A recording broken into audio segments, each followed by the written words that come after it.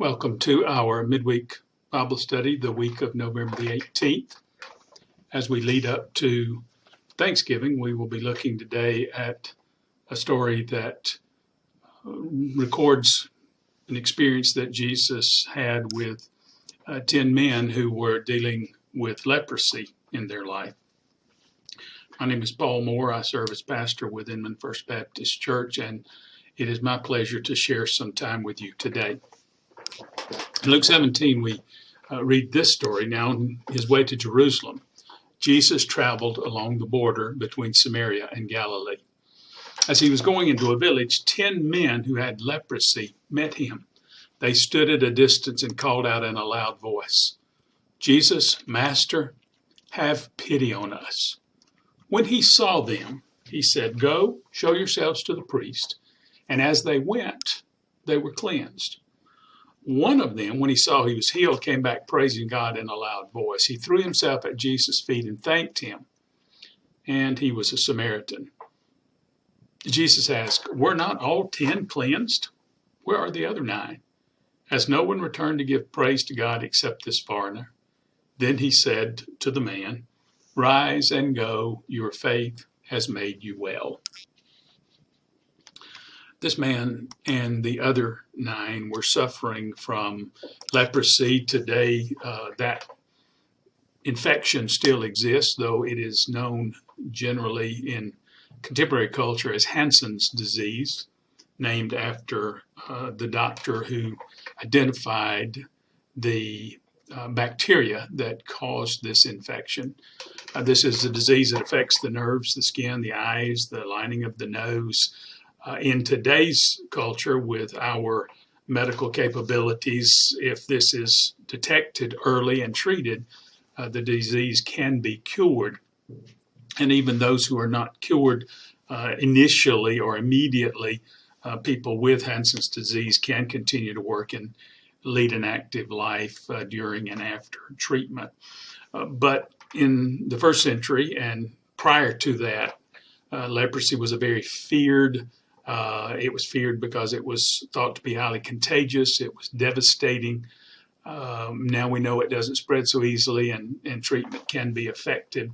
But if it's left untreated, the nerve damage from this disease can result in a crippling of hands and feet, can have paralysis, and can result in blindness. According to one writer on this malady, Dr. Alan Gillen, who wrote the book, The Genesis of Germs, and some of the things I'll talk about leprosy come from a condensation and adaptation from his book. There are about 250,000 new cases of leprosy diagnosed every year. It is worldwide in occurrence, but most common in India, Brazil, and other areas with warm climates. Only between 100 and 250 new cases are diagnosed in the United States per year. Now, leprosy, the term refers to differing conditions or different conditions in the Old Testament. It's a broader category of terms. Because of our translations into English of the Old and the New Testament, we usually find the same English word, leprosy, used to refer to both what is mentioned in the Old Testament as well as what we encounter in the New Testament. However, what the Old Testament people described as leprosy, and the term occurs 55 times in the Old Testament, only 13 in the New. In the Old Testament, the instances of leprosy were referencing a variety of infectious skin diseases, but also could refer to things that were not human. It could refer to mold and mildew on clothing, on walls of a home. So while the precise meaning of leprosy in both the Old and the New Testaments may be in somewhat dispute, in the New Testament especially, this is probably referring to what we know as the modern Hansen's disease. But this broader idea in the Old Testament was a description of and a reference to something that was being broken down, something that was disintegrating, whether it was a person's skin or the walls of a house, the woven cloth, the blemish on leather, the mold and mildew and rot that you might find on leather or cloth could have been included in this broad category of uncleanliness or imperfection of something according to biblical standards. In the New Testament, it is much more, or it is a direct reference to the disease in a human body, the Hansen's disease, which we now know is treatable in our culture if the right treatment is available. In the Old Testament, my, favorite story related to leprosy is found in 2 Kings chapter 5. And this is a story of Naaman, commander of the army of the king of Aram, which was a neighbor of Israel. He was a great man in the sight of his master and highly regarded because through him the Lord had given victory to Aram. He was a valiant soldier, but he had leprosy. Now, bands of raiders from Aram had gone out and had taken captive a young girl from Israel, and she served Naaman's wife. She said to her mistress, "If only my master would see the prophet who is in Samaria, he would cure him of his leprosy." Naaman went to his master and told him what the girl from Israel had said. "By all means go," the king of Aram replied. "I will send a letter to the king of Israel." So Naaman left, taking with him 10 talents of silver, 6,000 shekels of gold, and 10 sets of clothing. The letter that he took to the king of Israel read, "With this letter I am sending my servant Naaman to you, so that you may cure him of his leprosy." As soon as the king of Israel read the letter, he tore his robes and said, "Am I God? Can I kill and bring back to life? Why does this fellow send someone to me to be cured of his leprosy? See how he is trying to pick a quarrel with me?" When Elisha, the man of God, heard that the king of Israel had torn his robes, he sent him to say this message: "Why have you torn your robes? Have the man come to me, and he will know that there's a prophet in Israel." So Naaman went with his horses and chariots and stopped at the door of Elisha's house.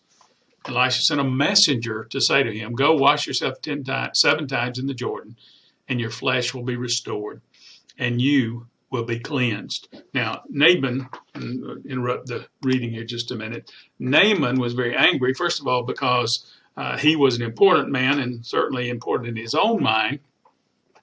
And this man of God, this prophet, did not even condescend to come out and speak to him himself, simply sent his servant.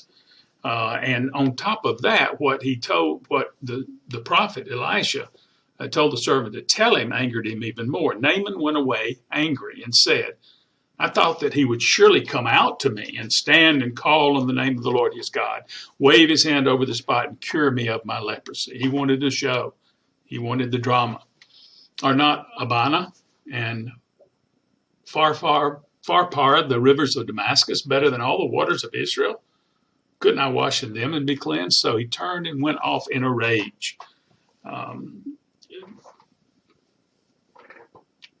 Showing his spiritual immaturity.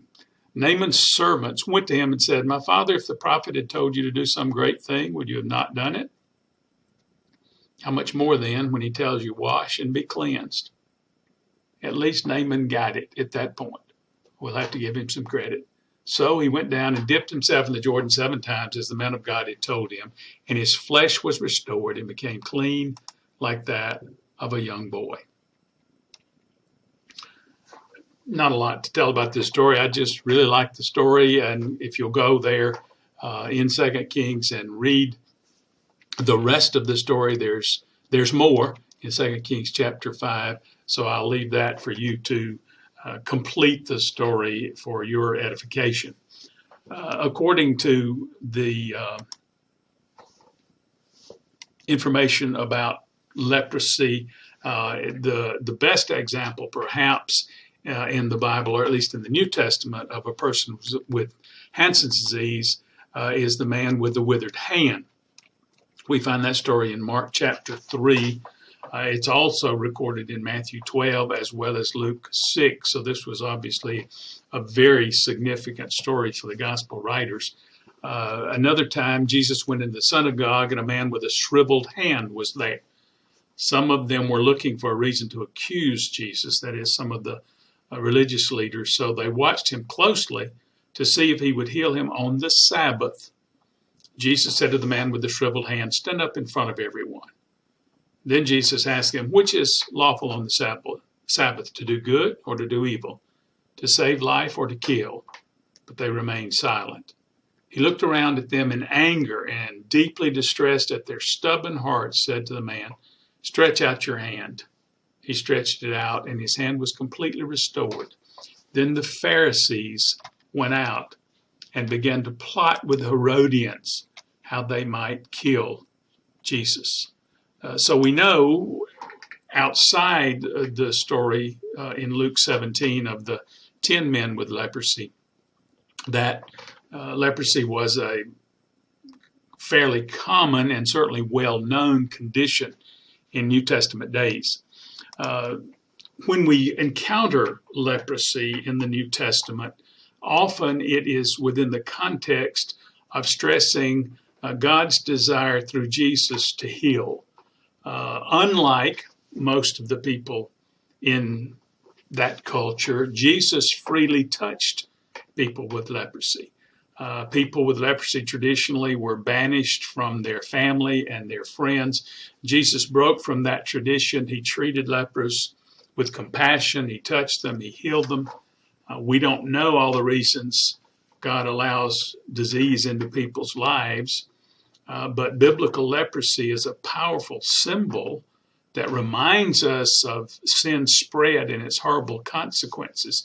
If leprosy is not treated, then the nerve damage, and it is a disease of the nerves, though the outward visible symptom of it usually relates to the skin and how the skin begins to break down. But like sin, which left untreated, it starts out small, but it can spread, lead to other sins, and cause great damage to a person's relationship with God and with others. We can study leprosy, and we won't spend much more time with it today, but it can help us to see why pain can be a valuable gift. A person with leprosy, if the leprosy left untreated, it goes on long enough, because of the nerve damage, the person loses the ability to feel. There have been reported cases of people with leprosy picking up something that was extremely hot and not even being aware of it, the skin being disintegrated in response to the heat without the person even knowing the heat existed, because the nerve damage had destroyed the pain receptors. So looking at leprosy, you can see that pain can be a valuable gift if it keeps us from harming our bodies or harming our hearts. It is a survival mechanism that warns us of danger, both physically and spiritually. If there was no pain, we might be like those with leprosy, unable to recognize that something is terribly wrong and that we need the healing touch of God. One person said, "I cannot think of a greater gift that I could give my leprosy patients." This is a doctor that works with them. "Can't think of a greater gift I could give my leprosy patients than pain." So the takeaway from that, or one takeaway from that, is that we should not be too quick to try to remove pain in our lives, whether it's physical, emotional, social, or spiritual. It may be that pain is how God can get our attention, that something is seriously wrong, and that we need to move away from it and move back toward a God who gave us the ability to recognize the danger because of the pain. Back to the story from Luke 17, Jesus healed all of the 10, in relation to their faith. They demonstrated faith. When Jesus said, "Go and show yourself to the priest," he didn't do any kind of incantation. He didn't wave his hands. He didn't have any sort of elaborate ceremony. But in response to their request of him, he said, "Go and show yourself to the priest." And as one, all 10 of them turned to go to the priest. And with that turning, a demonstration of their faith, they were obedient to what he told them to do. And in response to that, they were immediately cleansed. The rest of the story is only one of them, in this case a Samaritan, not we assume by that the other 9 were Jews. Only one returned to thank Jesus before he went to the priest, apparently. As soon as he recognized that his body was clean, that he had been made whole, and he turned to Jesus, or returned to Jesus to thank him. And Jesus welcomed him and welcomed him beyond just in the appreciation for this man's thanks to Jesus. He welcomed him to the path that was paved with faith that leads to a person's complete healing of the soul. Was this man saved at that moment? It's not clear here. Some say absolutely. Others see in this his taking some very significant steps toward salvation, because he recognized that healing of his body, and as Jesus commends him for his faith, the healing of his soul comes through the person of Jesus Christ. Whatever happened the rest of that day or in the coming days, we know that this man demonstrated a great attitude of thanksgiving. And likely, again, just reading between the lines, likely that man's thanksgiving continued. So let's look at some Thanksgiving teaching from the Bible, both Old and New Testament, as we prepare ourselves for hopefully a very significant season of thanks. Share together different texts from the scriptures and their relationship to Thanksgiving. Psalm 107 verse 1 says, "Oh, give thanks to the Lord, for he is good, for his steadfast love endures forever." Thanksgiving can and does hinge on God's goodness. And this goodness is a reflection of God's steadfast love. It's unchanging. He's always loving. It has a quality that is unchanging. In a world where things seem to be so unsettled, nothing is ever solid. It certainly seems that way in today's swirling difficulties. God is steadfast. God is stable. God is unchanging. And that can evoke or invoke from us great thanksgiving. Psalm 95:2, the psalmist says, "Come, or let us come into his presence." In whose presence? God's presence. "Let us come into his presence with thanksgiving. Let us make a joyful noise to him with songs of praise." Think of thanksgiving as a joyful noise. We may be quiet when we're mourning. We may be quiet when we're sad. But when we're excited and thankful for something, generally we are loud about it. It is a joyful loudness. Thanksgiving impacts our conversation, our tone, our words. Let us come and give thanks. Let us come into his presence with thanksgiving. 1 Chronicles 16:34. Let me get back to it. "Oh, give thanks to the Lord, for he is good, for his steadfast love endures forever." This thanksgiving that the biblical writer is calling for, this thanksgiving is in response to God's goodness. I challenge you over the next few days to find a quiet moment, or a not so quiet moment, but to reflect on God's goodness to you individually, to your circle of friends or family, to your church, to your community. List them if you are in a place where you can do that. Write down ways that you have experienced God's goodness, ways you see God's goodness in action. The writer of James says that God's goodness is revealed in the good gifts that God gives us. Every good gift and every perfect gift is from above. Not just some of the good things, but anything good in your life came either directly or indirectly from God. It comes down from the Father of lights, with whom there is no variation or shadow due to change. That goes back to what the psalmist said in 107, God's steadfast love. There's no variation. There's no shadow of change. God's love is enduring. It's steadfast. It is unwavering. There is no variation from it. And God's goodness is revealed with the way he gifts us. Every good and perfect gift came and comes from God. And God's constancy is one of those good and perfect gifts.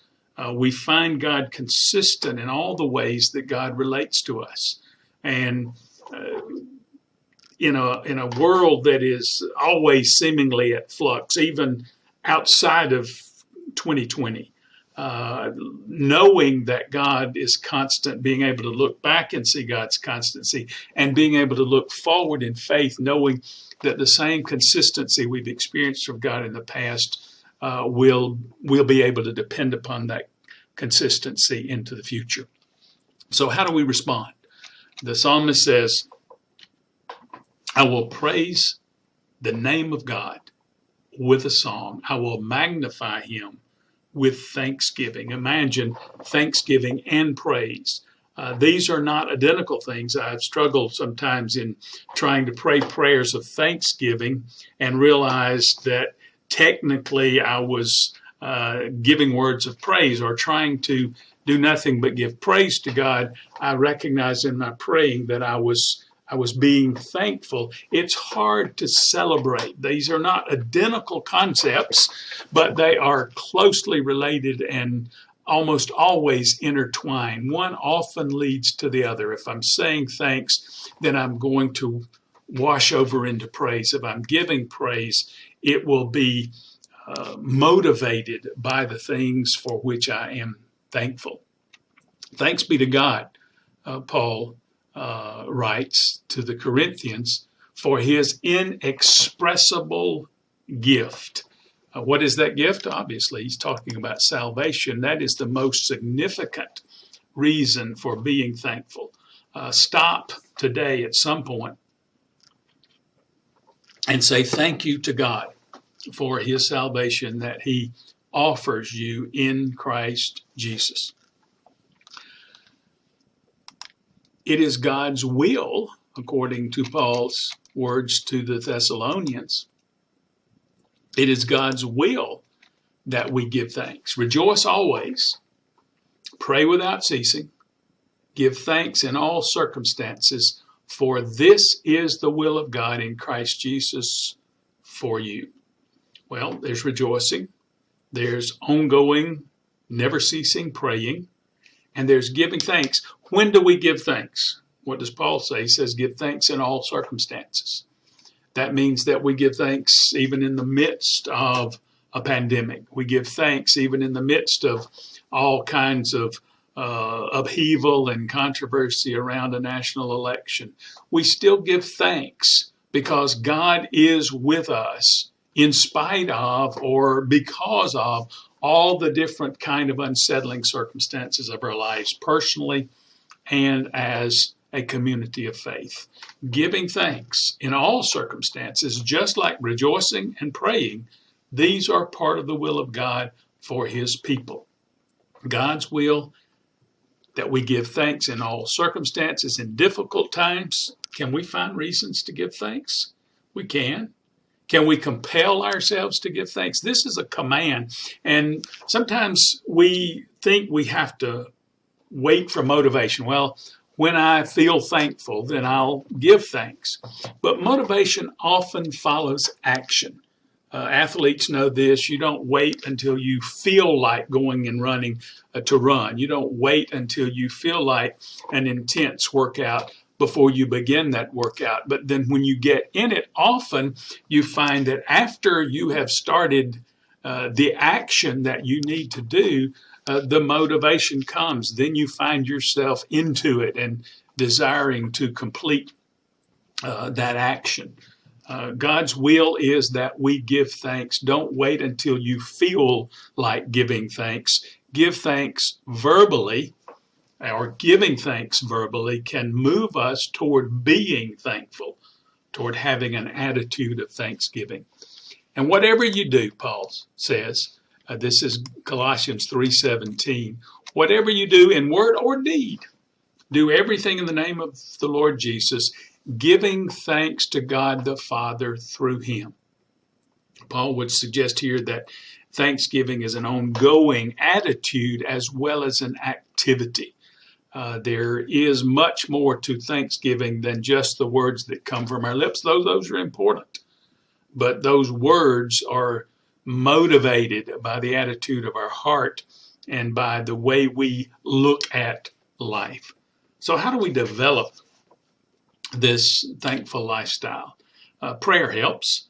Paul, writing about prayer in a very familiar verse for many of us, says, "Do not be anxious about anything, but in everything by prayer and supplication with thanksgiving, let your requests be made known to God." A low anxiety lifestyle, and there are an abundant number of reasons to be anxious in today's culture, and people of faith still experience anxiety because of the world in which we live. But we can lower the anxiety through a habit of making everything a matter of prayer. And Paul says, as we do that, it's almost like breathing in and breathing out. As we breathe in God's peace, which comes in response to the giving over of our anxiety to God, as we breathe in God's peace, which Paul goes on in Philippians to say that our hearts and our minds will be guarded with God's peace. As we breathe in God's peace, we breathe out the anxiety that can rule our lives. But we do that breathing in and breathing out through the action of prayer, whether it is praying about the big things or the small things. And Paul uses two different terms here for prayer, and one of them suggests those everyday kind of things that sometimes we say, oh, well, that's not important enough to bother God with. Paul says pray about it anyway. And the other has more to do with those things that most of us would agree, oh, those are definitely matters for prayer. And Paul's saying in all of it, in the big things and in the small things, make those a matter of prayer. Let your requests be made known to God. And that moves you more toward a low anxiety lifestyle that comes through a habit of making everything a matter of prayer. God's peace begins to replace that anxiety. Paul goes on to say, let the peace of Christ rule in your heart. This is Colossians 3:15. Let the peace of Christ rule in your heart. To rule, to govern. This is an imperative. It is an active verb, meaning it's a command, and it's also an ongoing thing. This is not a once or an occasional thing. It is an active thing that is done now, and it is ongoing. Let the peace of Christ govern your hearts, to which you were called in one body, and be thankful. There's another imperative. Be thankful. These are not suggestions. Paul didn't make suggestions very often. He gave commands. Let the peace of Christ govern you, and be thankful. Tying again, much as he did to the Philippians, tying thanksgiving and bringing your request to God, tying those two activities together. The final passage, or the final verse we look at is from 1 Chronicles 16. A thankful attitude and a thankful personality is a great witness to God's goodness. Oh, give thanks to the Lord. Call upon his name. Make known his deeds among the people. Look at the way that as we show our thanksgiving to God, as we proclaim thanksgiving to God, we are declaring God's goodness to all those around us. So if we think about Thanksgiving as just a season or a holiday or an action to take once in a while, we demean the action of being a thankful person, which allows us to not only give praise to God, but declare God's goodness to the world around us. It is a great form of witness as people hear us being thankful to God for all of the ways that God blesses us and for life itself. I call us as the people of God, not just this week, though this is a very good week to do it. And as we move into the next week, call us as a people of God to be known as a thankful people, even in the midst of the chaos that is life, or perhaps especially in the midst of the chaos that is life. Let us be a thankful people. Our God is praised as we are.